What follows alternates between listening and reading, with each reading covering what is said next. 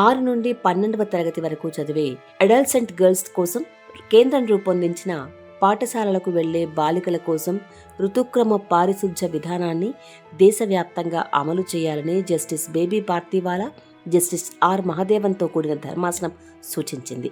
అందులో భాగంగా పట్టణ గ్రామీణ ప్రాంతాల్లో ఉన్న అన్ని ప్రభుత్వ, ప్రైవేట్ స్కూళ్లలో మగపిల్లలకు, ఆడపిల్లలకు వేరువేరుగా టాయిలెట్స్ ఏర్పాటు చేయాలని, వాటిలో ఉపయోగించడానికి వీలయ్యే నీటి కనెక్షన్ ఉండేలా చూడాలని, విద్యార్థినులకు పర్యావరణ హిత శానిటరీ నాప్కిన్లు ఉచితంగా అందించాలని, అందుబాటులో ఉంచాలని దేశంలోని అన్ని రాష్ట్రాల, కేంద్రపాలిత ప్రాంతాల ప్రభుత్వాలను ఆదేశించింది.